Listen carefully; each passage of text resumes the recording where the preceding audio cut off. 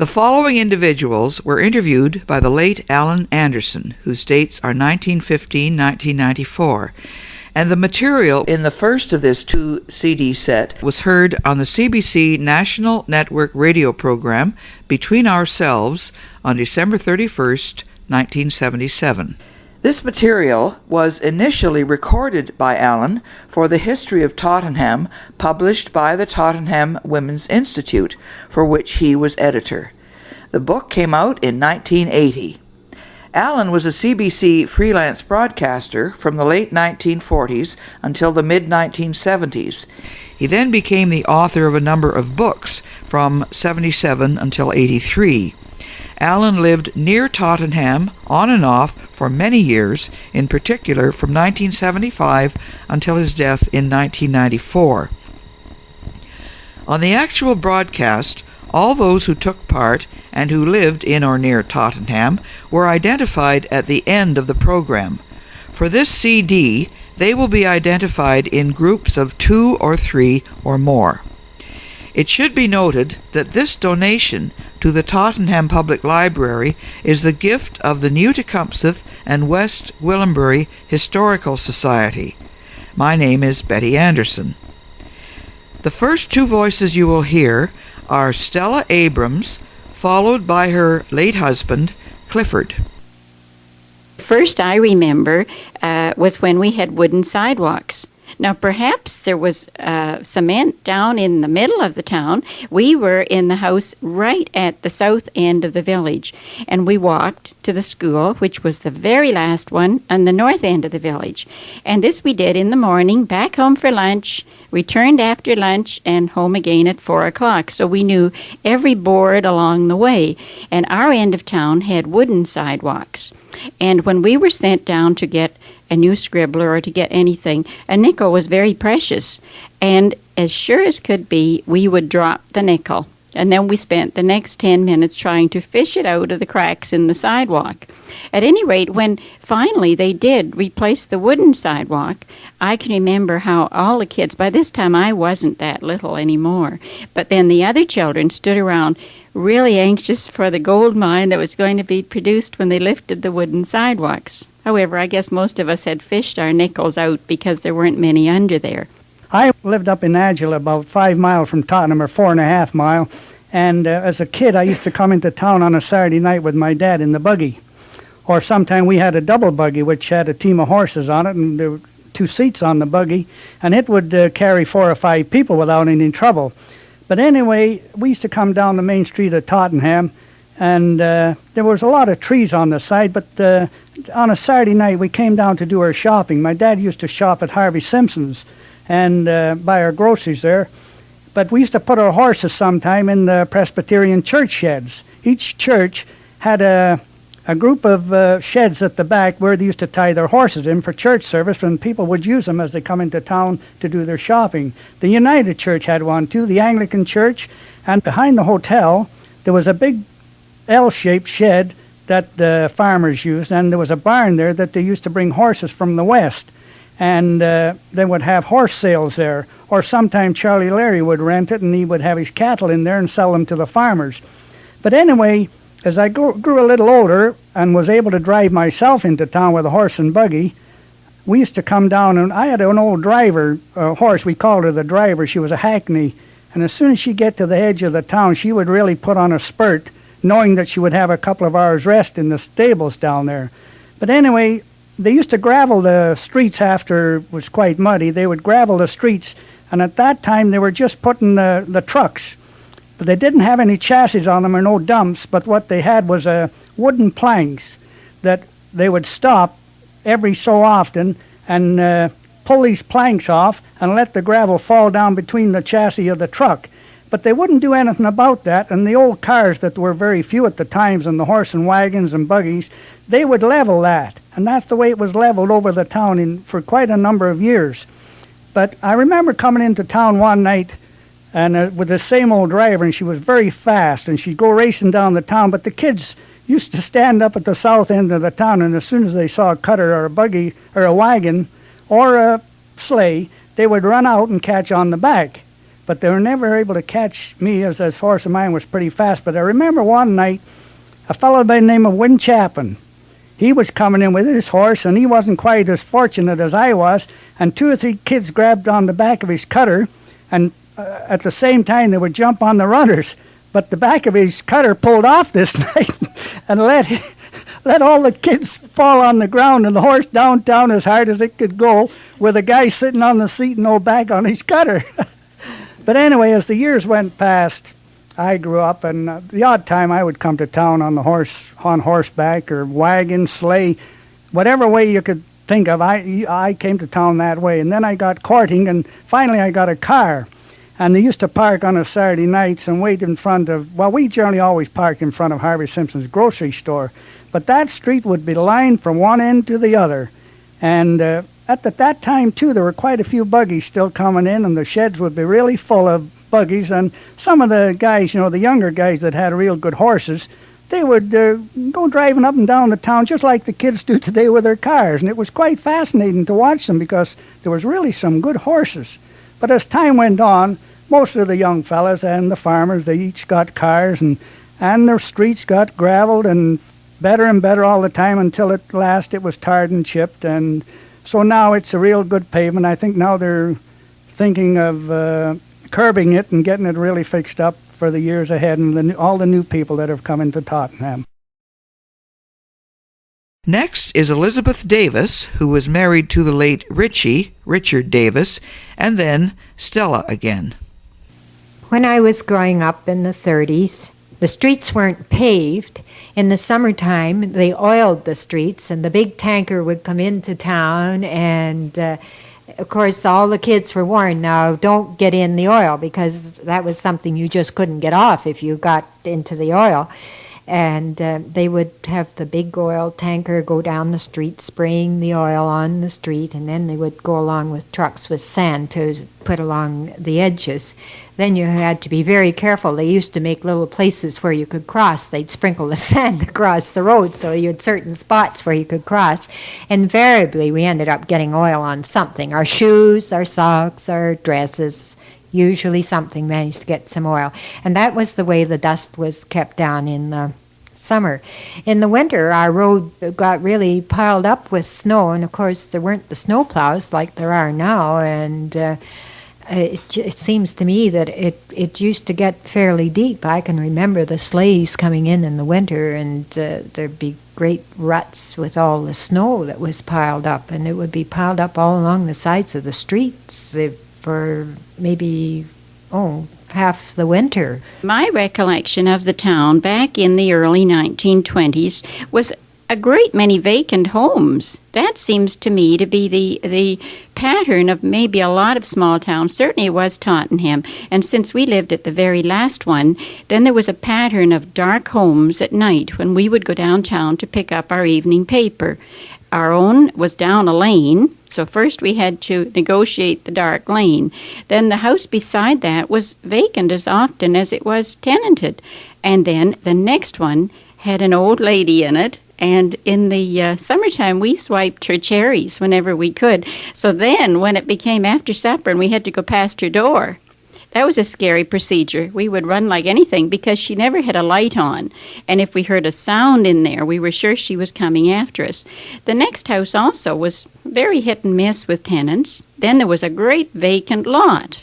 Now we don't have anything vacant in the village. But back as a child in the 20s, we had a lot of vacant lots. There was another one down near the school, a great long one, and there the wind really got a crack at you going to school in the wintertime. In fact, the drifts used to be so high that my dad would bring our lunch down to us, because in no way could we make it home in the time allotted to us. We loved the snow, yes, but it took time to come through all these drifts, and no one cleared the snow down where there was a vacant lot. And I think that was the thing that to me is so different now. Every part of the town is filled with building. Now we hear from the late Jean Gordon Gilchrist, who was in her mid-80s when interviewed. She was the daughter of George Gordon, who rebuilt a house on Queen Street into a general store and residence.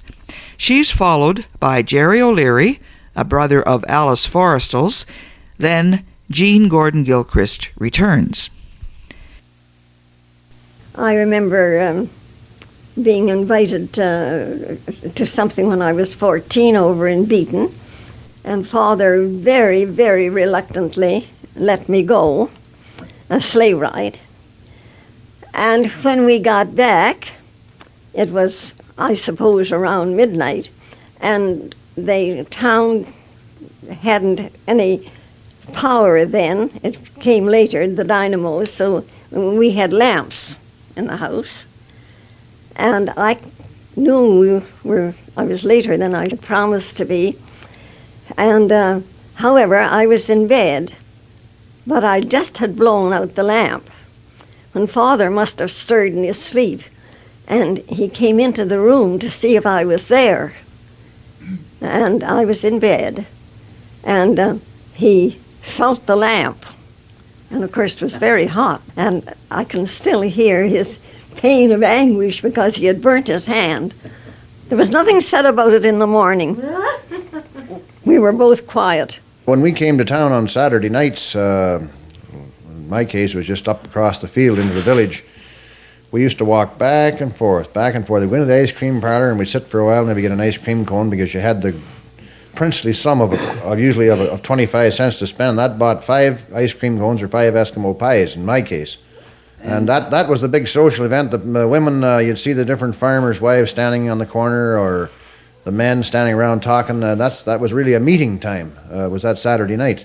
And of course the other time was after church on Sundays. Now those were the twice during the week when the farmers, the outlying folks, came in, and they all got all their latest gossip and everything all up to date. Well, the farmers on Saturday night would start coming into town just maybe around 7:30, 8 o'clock, and they were nearly all gone by 11:30, unless they were a little on the younger side and maybe could find something to drink and make a little noise. They would stay a bit longer. But everybody seemed to depart early in those days, back to bed, because they had to get up early in the morning. They had chores to do. The stores Saturday night stayed open till around 11, some of them 12, but most of them around 11 o'clock they were closed.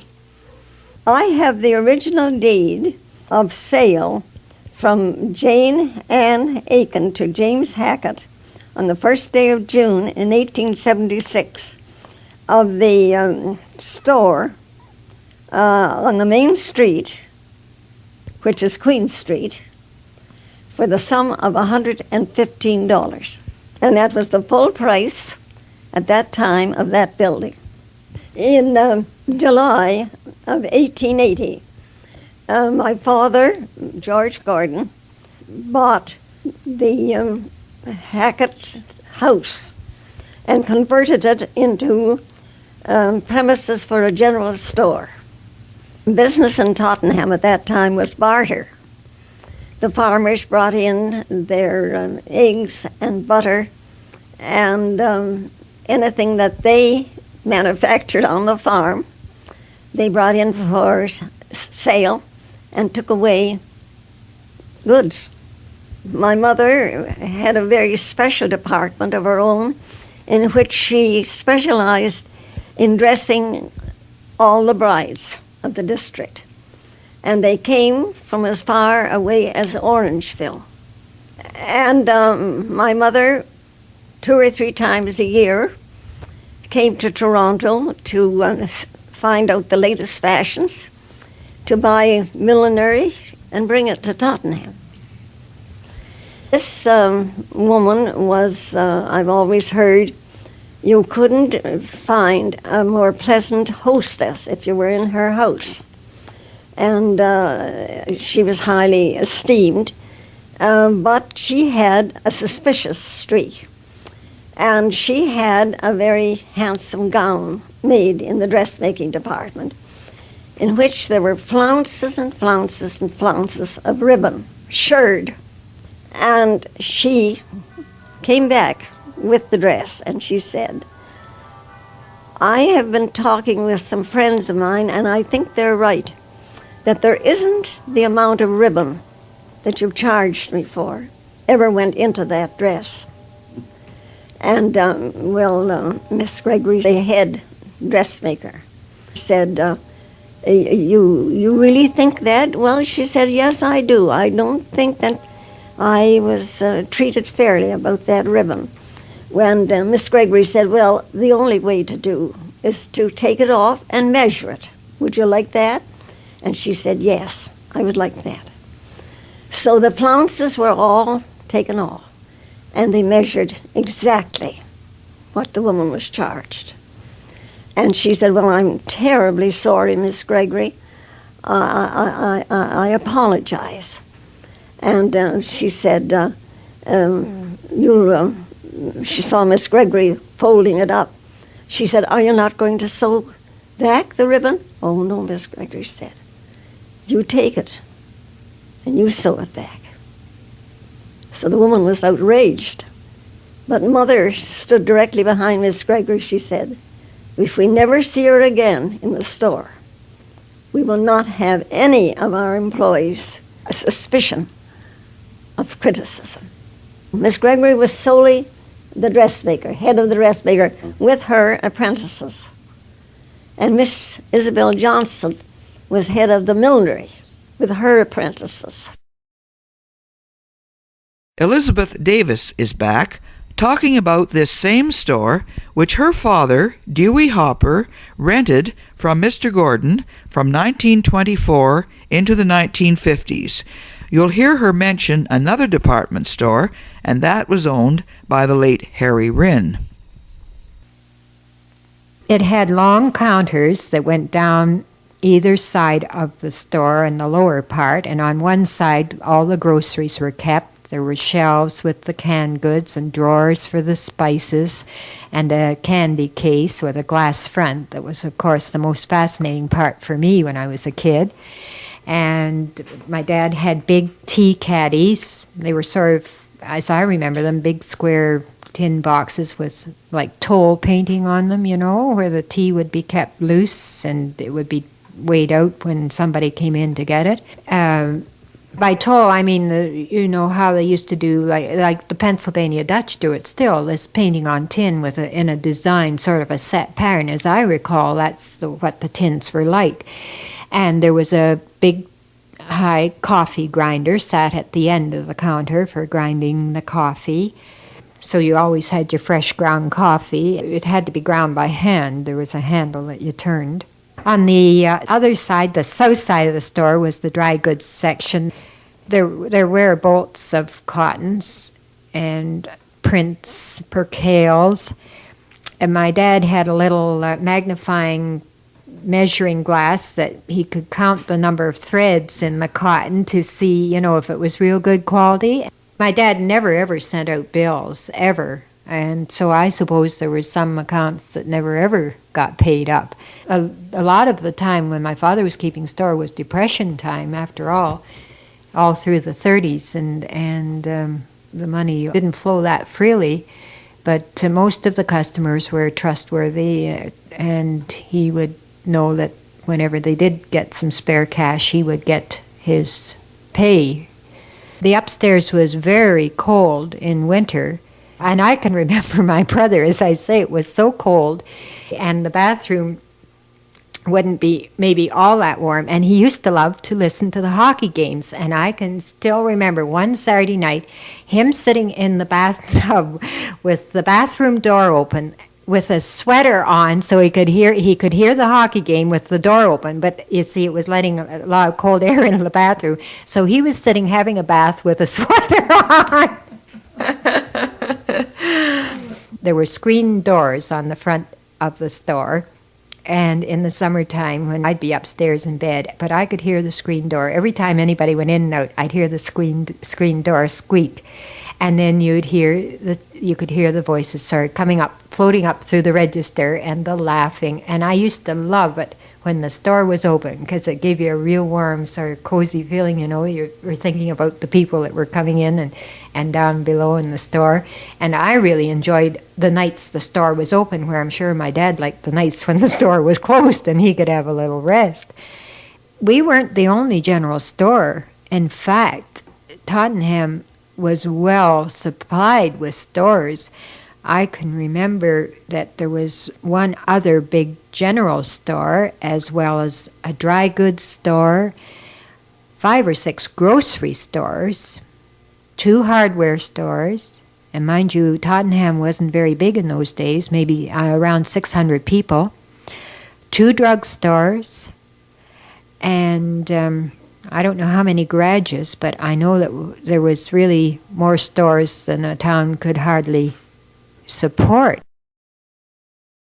Now we have a complete section about one of Tottenham's town characters, Mrs. J.B. Williams. The first speaker is the late Alton Anderson, funeral director in Tottenham for many years, followed by the late Corinne Mallion, an active member of the Women's Institute and one of its presidents. As the local funeral director in Tottenham, we quite often run into some humorous situations. This particular day we were taking one of the town characters, Mrs. J.B. Williams, to a funeral of a niece of hers. And I had my helper, Harold Sloan, in the back seat, and Harold is quite a one for talking. So Mrs. Williams also was noted for talking too. So finally, she said to me, "I wish you'd shut that radio off in the back." She said, I can't hear what I'm saying. I remember Mrs. J.B. Williams, the first time she came into my home, it was to a missionary meeting, and we had a hot water heating system, and on the top of the rad, the air was very dry, so I'd placed a pan of water on top of the rad just to put some moisture into the air. And Mrs. Williams arrived, and I was taking her coat from her, and no one else was at the meeting. It was much too early for anyone to come to a meeting, but she was there, and I took her coat and hat, and when I turned around, she was mumbling something about, "I can't stand these teeth." And she'd taken out her false teeth, and thinking this was I don't know what, she dropped them in the water, in the pan. And I had to rescue the teeth. She wore long robes, whether they were in style or not, and a hat, sort of a square hat, sat way up on her head. Alton returns on Mrs. J.B., followed by the late Ruth Agnew, and then Alton again, followed briefly by the late Hilda McKenna. One day at noon, I was talking to Bob Walken, was the hardware merchant in town, and Mrs. J.B. come along. So Bob said, "I guess you'll be buried at Tecumseh with your husband, J.B. Williams." She said, "No, I won't. I'm going to be buried at Hanover." She said, "I haven't seen him for 35 years. She came as a bride and lived in the hotel with her husband till they got a house. I don't even remember her husband, so he must have passed away shortly after they came to town. She managed to get uptown every day right until the last, and then something happened. She must have taken a stroke because they found her down CPR tracks. And she was put in the hospital, and the first time I think she'd ever been in a hospital, and they cut her hair. She looked about 20 years younger. I remember going to see her over in Alliston. Aunt Daisy was her name that people that knew her well called her Aunt Daisy. She was a short, wee woman that she wore around her hair. She wore just a kind of a little felt cap and a bootlace around her hair. When I had the privilege of looking after her funeral, the doctor's wife, Mrs. Mayle, came in and said, "Aunt Daisy doesn't look right." So my wife said, "Well, I think, what's the trouble? She needs a bootlace around her hair to keep her hair up." So we went and got a bootlace and put it around her head, and Nora said, "That's Aunt Daisy to a T." Somehow, when we were going to school, we were kind of scared of Mrs. Williams. She always, as I remember, carried a cane or a stick, did she? Right. Yes, and I don't know whether somebody had really aggravated her sometime, but I know I was always a little bit scared of her. The final two speakers on Mrs. J.B. are Ruth Abernethy and Corinne Mallion. I didn't really know her, but I know my children were scared skinny of her. She had this cane, and she would just hit these boys, when they're uptown, the young kids. They'd sort of torment her, I guess. I believe she was a senator's daughter. I would say she was one of the most colorful characters that I ever saw in Tottenham. And one cute little thing that I remember going down the street, and in the spring of the year, she'd have this black coat with this, I guess it was a fox fur on it, hanging out on the veranda. And she'd be beating it furiously with a stick. And as I went by, I'd say, "Good day, Mrs. Williams." "Well," she said, "I've had this coat for 25 years now, and every year I expect to die, so I'm not going to buy a new one." We hear again from Jean Gordon Gilchrist, who takes us back to the terrible Tottenham fire of 1895. She was only about 4 years old when it happened, but it was seared on her memory until well into her mid-80s when Alton Anderson interviewed her. The terrible Tottenham fire of 1895 in the month of August. It was a very hot, windy day, and my mother chanced to say this would be a terrible day for a fire with the heat and the wind. It was very shortly after that when the fire alarm went, and word got around very quickly that the foundry in Tottenham, toward the south end of the village, had been throwing out sparks, and a fire was traveling from the south toward the north of the village. The southern part, especially toward the east, was simply devoured. It reached along Queen Street, that the main street of the village, as far as the store, which belonged to my father. They had got it, they thought, under control, 2 buildings south of there. But I can remember very distinctly the blankets, the wet blankets being on the roof of the building, and the furniture and dishes and so on being carried out. But they were able to maintain the control 2 doors away. There was terrible confusion, but most fortunately for the safety of the village, Colonel Turret was having a summer camp of his men over very close to Beaton. Colonel Turret of the militia. By horseback or some way or other, Colonel Turret and his men got word of this great disaster, and they came en masse and really saved the village. The devastation was terrible. People in the north and the west just opened their homes.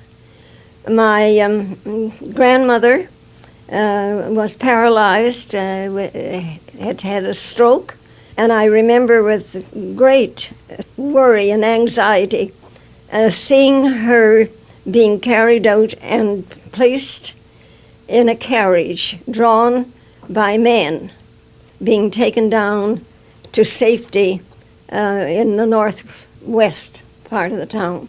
The reason that the men were hauling the buggy was that there was no time to either locate horses or much less hitch them to a vehicle. We were like wild little children running around. Nobody had any time for us. And I remember having rescued a kitten partially burned and wrapped it in a scarf, a woolen scarf of my father's. And I went around holding this kitten in this woolen scarf. And the poor thing was partly singed and pretty close to death, but I didn't realize, and it was very comforting for me to have this kitten. And as soon as I was discovered with this dying kitten, of course it was taken away from me and I was taken charge of. But that is my main thought of roaming free with other children, like lost waifs. I was only 4, and I can remember the sheets of flame, yellow and red, sweeping along, and the smoke. But I can't say that I was really frightened. There was a great spirit of sorrow and sympathy and unity among the people. It didn't matter sect or religion or anything else. It was one solid body of people out to help each other. And all neighbors' homes were open. And I remember Father very distinctly. I can remember Father just opening the store for people just to come in and get materials and food and so on to tide them over this terrible situation for a few days. This was the most devastating fire, to my knowledge, that Tottenham had ever had, and likely has never had since. In fact, I know it hasn't had anything to equal it since.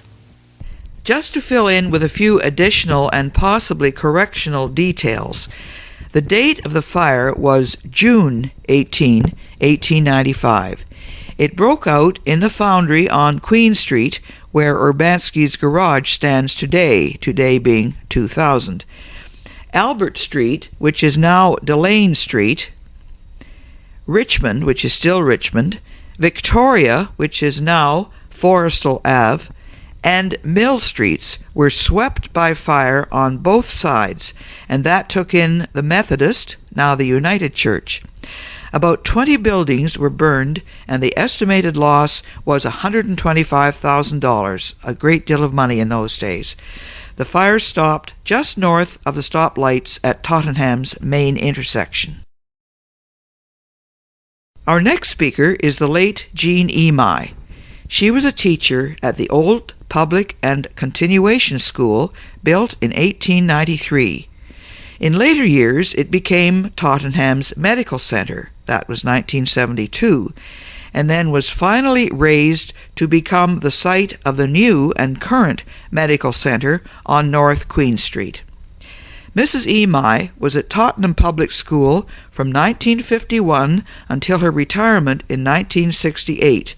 She was school principal. In this excerpt, we hear her memories of the Depression in the 30s. She's followed by Gerry O'Leary, also on the Depression, and Jim Feheley. I think during the Depression that the people in Tottenham had a better time than at any other time, because maybe just one night some person would say, let's have a party. And they would phone the people and everybody'd come and bring something. And they'd have just a ball. But Tottenham is a great bridge town. I have belonged to the same bridge club for 42 years. There's only 2 of us. Harvey Simpson and I are the 2 original players. But the same club has been going for 42 years.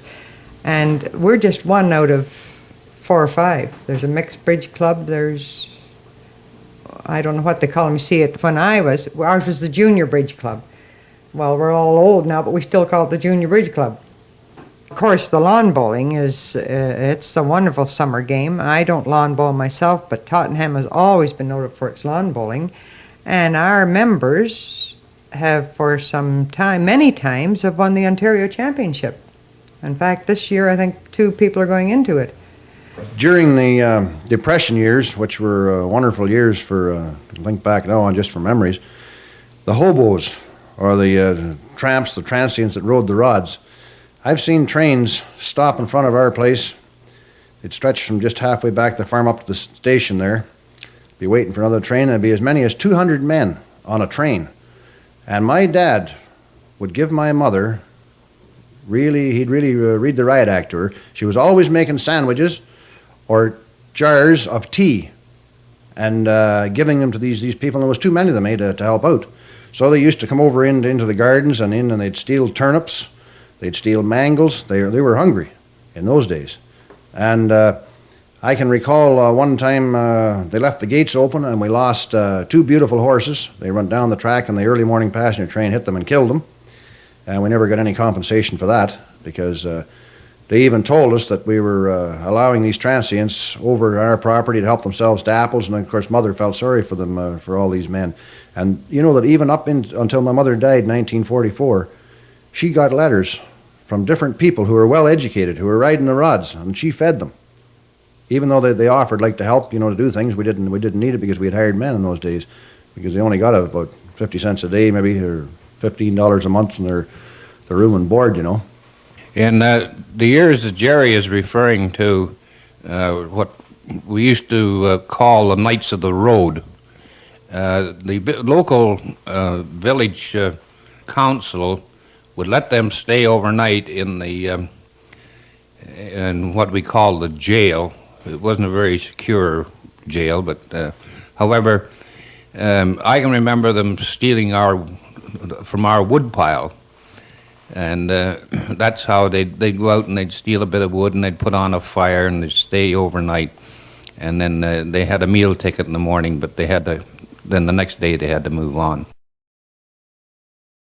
Jean Emigh speaks again. This time, she's talking about the old Maple Leaf Hotel built in Tottenham in 1886. It was the dream of M.J. Casserly, a former school teacher in nearby Loretto. It was later called the Tottenham Inn and burned down in 1983. Jean's in-laws, William and Hannah Emigh, rented the hotel towards the end of the 1920s, and the family lived there, including Jean and her husband. Included in the group with Jean Emigh is the late Harvey Simpson telling an outhouse joke, and Alton Anderson. It's the Tottenham Inn now, but it was called Maple Leaf, the Maple Leaf Hotel. In 1932, when we were in the hotel, it was the only hotel in Tottenham. The Maple Leaf Hotel at that time, you came up the front, off Mill Street, into an entrance, and to your right was the dining room, which is the dining room today in this new hotel, but it had beautiful windows in it. They're all boarded up. There's no windows. And when you went in to your left, there was what they call the sample room, where the commercial travelers brought their samples in and spread them out, and the merchants came to see them. And then just down past that was the counter where you registered. And then you went back into a large kitchen. Mind you, it was a coal stove and wood. The hotel was heated by little stoves. There was a pot-bellied stove in the front hall, and we had our own little stove up in our living room. And in the wintertime, it could be as cold as blazes. The street, that's Queen Street, had beautiful trees in it. The hotel was shaded. It was beautiful. It was surrounded by all of these trees. Just a beautiful spot. Going down to the west toward the mill, there was a dance hall. There was a blacksmith shop down in there.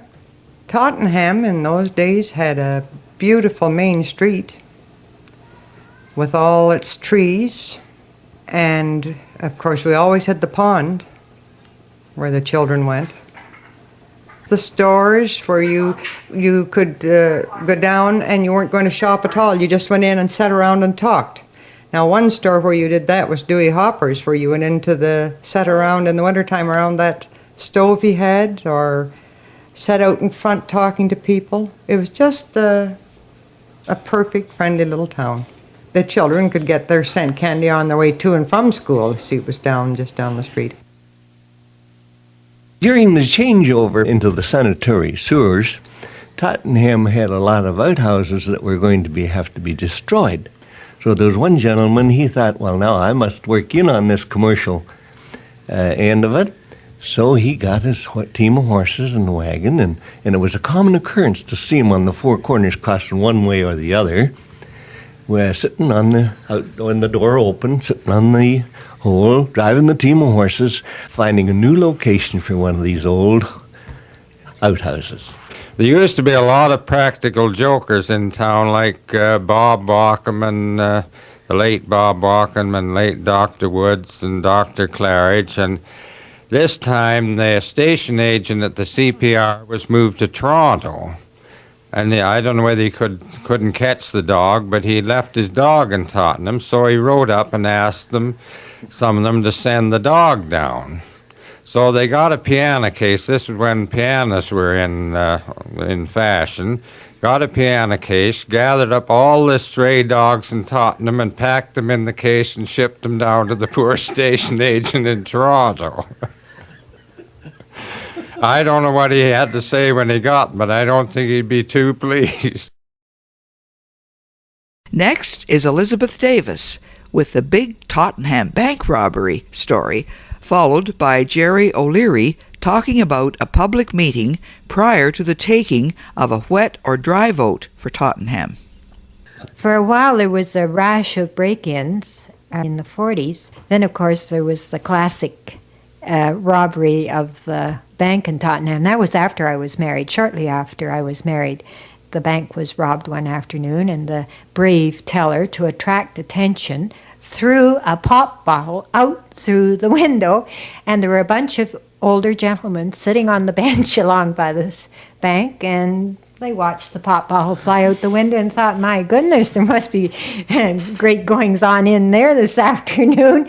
Never even occurred to them that there was anything out of the ordinary.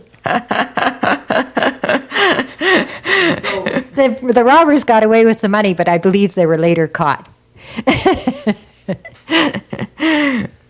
Tottenham, by the way, was dry from about 1910 till about 1945. And I can recall one real funny thing. They had a big meeting up on the town hall. The place was full, and the people that were speaking for the dries were up there, and I remember Miss Milligan saying about what a terrible thing drink was, what a terrible thing tobacco was, and what she went on and on, again, getting carried away by herself. And I remember we had one gentleman live in town, an Ebenezer Palmer, and he put his hand up and he said, Miss Milligan. And he stood up and everybody listened. He could have dropped a pin there. He said, Miss Milligan, he says, I've been chewing tobacco all my life. I've been smoking all my life. I've been drinking all my life. And he says, and I'll put my stomach up against yours anytime. And he sat down and the place just roared. The late Joe Belford came to Tottenham in the early 40s to run the Creamery. He tells that story and is followed by the late Gordon Mallion, prominent Tottenham lawyer. His office was in the building now occupied, in the year 2000, by the restaurant Freedom's Junction. On the 1st of July in 1943, I was sent from Toronto up here to just look the town over and come back and tell the boss on the next morning what I saw and what kind of a place it was. We did run the Creamery for 9 years for Donlands Dairy, and at that time I had the opportunity to buy it for myself, and we done it.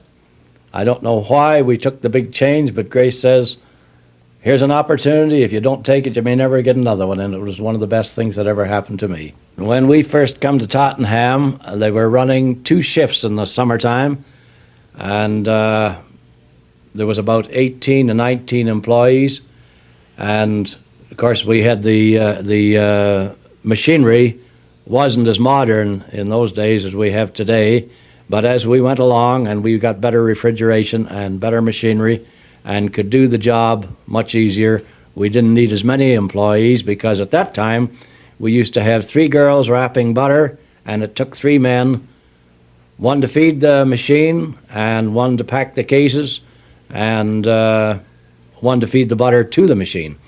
So when we put in automatic equipment, 2 men could do the work that 6 or 7 done before. So this did cut down and made a more complete package for retail trade.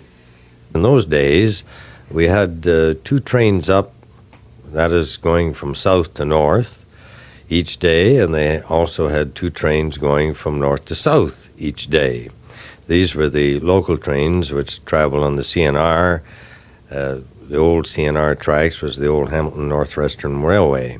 We talk about our postal situation nowadays.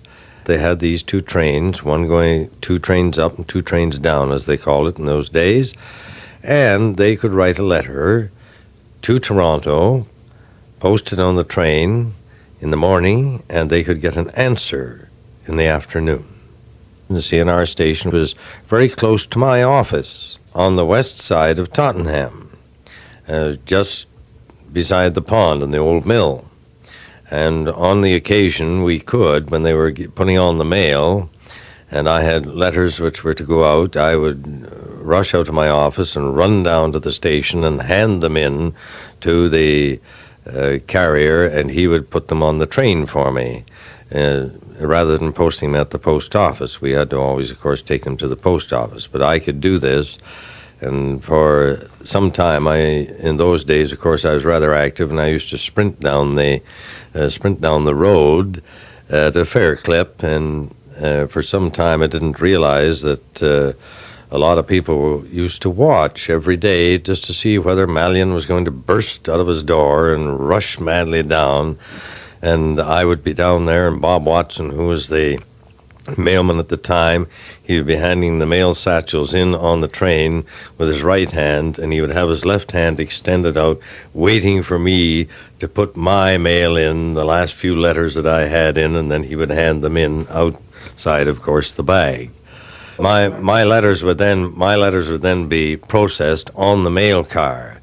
It got to be also that the people in the mail car would, on occasion, I would be rushing down, and I would be noticing this, and they'd say, "Oh yes, here he comes," and they would point up the road, and I would be flying down with my hands full of mail that was to go on the delivery. And this was rather amusing to them. Sometimes the train was almost ready to leave, and they would be just closing the door when we'd be running alongside. But I couldn't hand them in myself. I had to hand them to the mail carrier in Tottenham, and he had to hand them to the chap on the train. I couldn't hand them to him myself.